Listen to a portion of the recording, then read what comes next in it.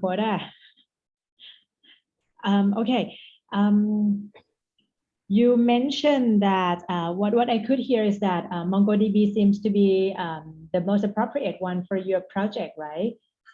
That is Yes, what you Professor. mentioned, and your project is Tindoc, Professor. Appointment. all right.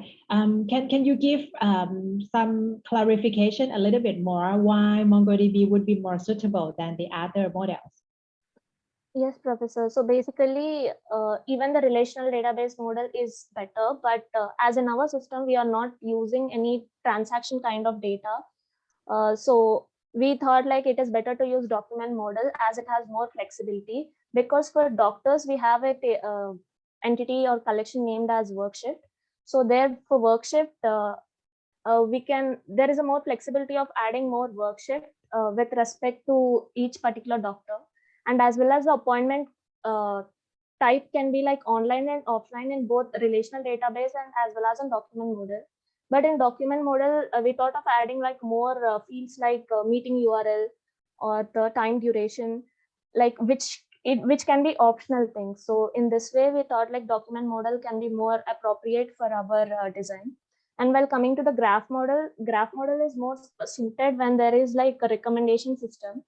But in our system, we didn't focus much on the recommendation part where it is very limited. So for that reason, we thought document model is better and it is more flexible in our particular project.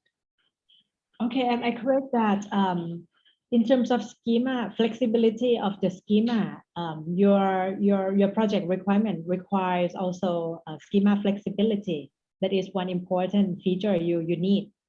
Yes, Professor. So that means one doctor may have different, data structure compared to another doctor's. Yes, Professor. It means like the work shift, like the work shift might be, it is easy to add a work shift or remove a work shift from the doctor. While when coming to the relational database schema, we use like three entities named the doctor, work, and work shifts. So in order to connect with doctor and work shift, we need to have three joins with the three entities.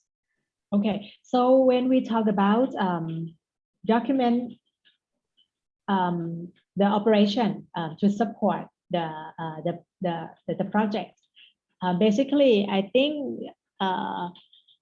operation may need to maybe handle pretty straightforward using document model. How about certain kind of complex queries which involve aggregation or merging several documents and so on? Have you found any difficulty or complexity in doing that?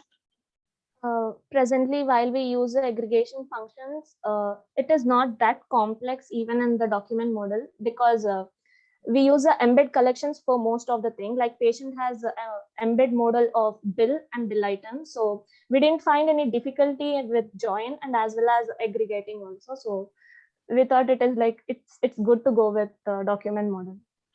Okay, I see. So if you do the aggregation, comparing how would we perform aggregation using different models like RDB and MongoDB and also a graph database. Which one seems to be more straightforward? Which one seems to be complex and so on? What do you think from your project? The more straightforward thing is nothing but the graph database, because there we are actually having the relationship with the nodes, like the direct relationship. So that is more straightforward. So then comes the document model and then comes the relational database model.